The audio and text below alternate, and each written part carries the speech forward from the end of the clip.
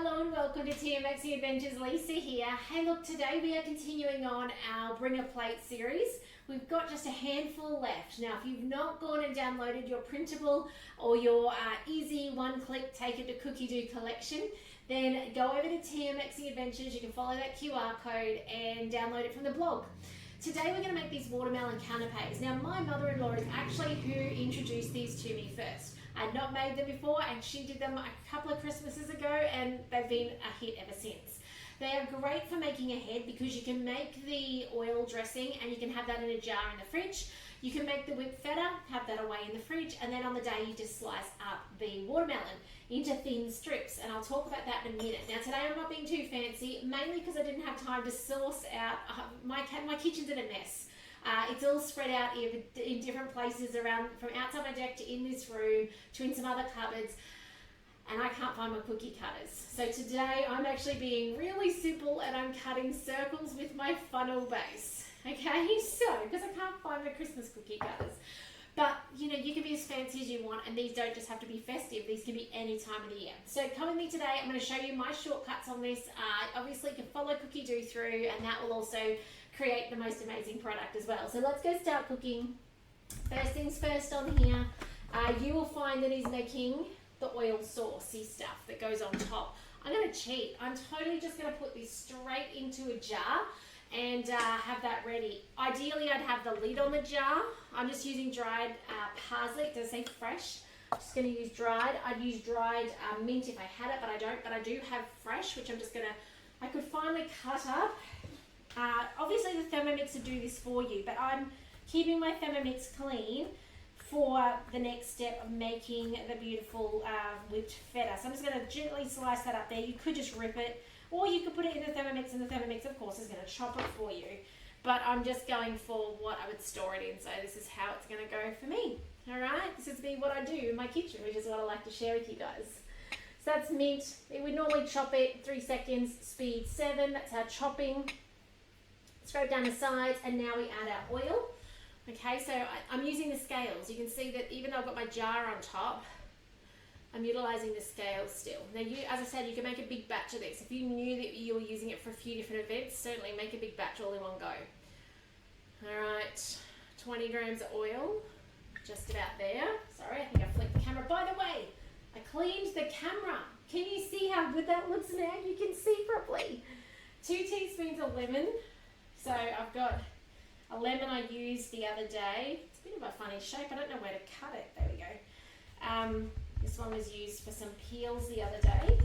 So I'll just take the end off. All right, 2 teaspoons of just guesstimating. It's kind of flying everywhere. Your spatula does a really good job of controlling that spray off, except I don't quite have enough space with the camera. So love that camera's working well again. All right. Next, pinch of salt. I've got a lemon finger, so I won't use it like that. I'll just do that. And then some pepper. And that's as simple as, let's go next, the dressing is. Like, it's really incredibly simple. Put your lid on, give it a shake up, you're ready to go. That's it, right? That's your dressing, ready to go. Obviously they're putting theirs into the bowl, but as I said, I want to keep my bowl clean. So we're going to make whipped feta next. This whipped feta is amazing. You can use it like in so many different ways. You could use it with crackers. You could use it with fruit sticks. Like, by the way, look at that. Done. So easy. And I just jiggled it. Like I didn't even stir with a spoon. Okay, so 10 seconds it would normally combine that through. Transfer to a jar and set aside. Clean and dry mixing bowl. That's what I was avoiding. Okay. Insert the butterfly whisk. Now, didn't bring it in with me, so I'm just going to go without. If you can't find your butterfly whisk, unless it's pavlova you're making, it actually works pretty much fine.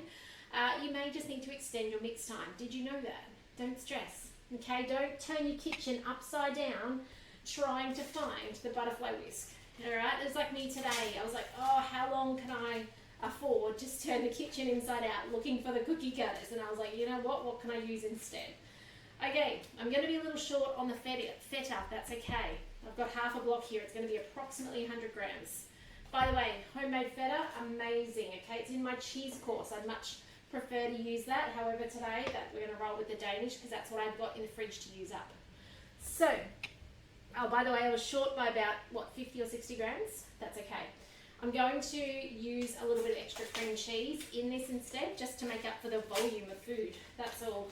You can make a larger batch of this, so don't feel like, you have to just make one batch and then make a new batch. No, certainly just double this, okay?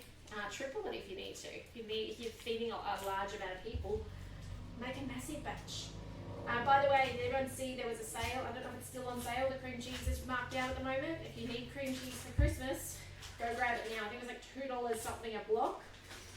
Normally it's a double pack for $10 where I live, so. Alright, so I'm going to put in about 100 grams of cream cheese just to cover that feta that I didn't have. And I'm just guesstimating. By the way, the beauty of a Thermomix is you don't have to warm your cheese up beforehand. You know how often, that'll do, pre-Thermi days, I remember, it would say room temperature cream cheese. We don't have to with the Thermomix, it can be cold. Alright. Okay, insert the lid in the measuring cup. Obviously this would usually have the butterfly if you found your butterfly. You watch though, it's going to work out fine. So just you'll need your salt, you'll need your pepper again, you'll need your lemon again, so don't go too far with those things.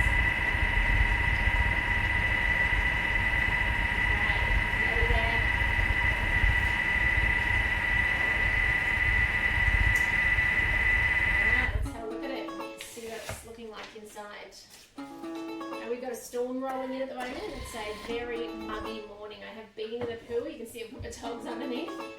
It has been very muggy. Okay, so look at that. Whipped up beautifully in there. Oh, disco camera. Welcome back, disco camera. Scrape down the sides of the spatula. Now I would scrape them down in this case because you don't want any hunks of cream cheese or feta. You do want that as smooth as you can. Alright, next, on with the lid again. Alright, we're going to whip it again. 30 seconds on speed 3. I'm going to cut these out while that's happening with my funnel end. Okay? So I've cut these about the same width, and now I just get as many shapes as I can out of them. So pushing down. Push down hard enough that it cuts all the way through. And then once you've done that, take out your little circles, or whatever shape you've got. Last year I had stars, and put them on your serving tray. Keep the leftovers. You can make a beautiful watermelon lemonade with that, or eat it. I'm sure my kids will clean it up for me in a second. Something to be mindful of with watermelon though is, number one, you want it to be fresh, but number two, when you've got something that you're using to cut it,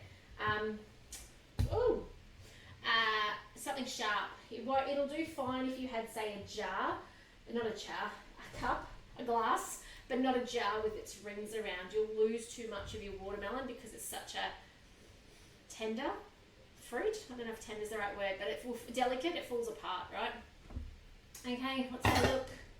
It's looking good in there. All right, next up, scrape down the sides again and add 2 tablespoons of olive oil.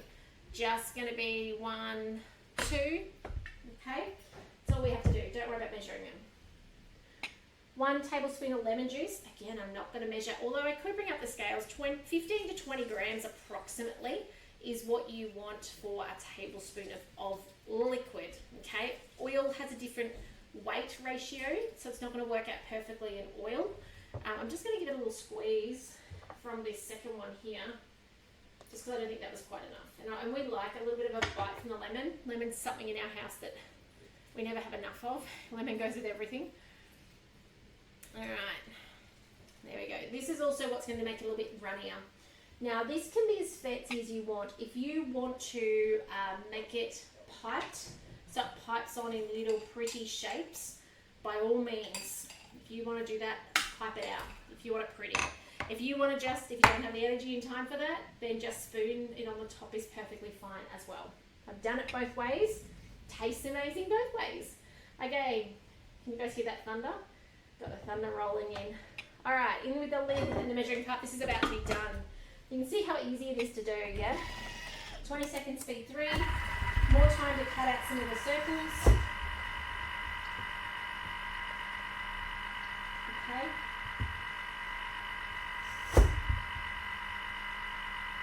Now we're nearly done. enjoying this Bring a Plate series. I've certainly enjoyed putting it together and then doing these videos with you. I hope you found them helpful this time of year where it's kind of like everybody's tired and worn out and you're like, oh, do I have to do more? I hope this is really helping you. Those of you as well, I got some really positive feedback around the gift giving guide that you got in my newsletter the other day. If you didn't find that in your inbox, go searching. Not Google, but look in your inbox, do a search for Thermomixing Adventures. You'll find 31 gift giving ideas in your inbox. So for those of you who are over on my website as subscribers. Alright, this is nearly done. 2 more to cut out. Alright, here we go. Depending on the size of your watermelon will depend on how many little circles you get. But this will do me for today. Ooh, power nearly surged, then the lights all flickered.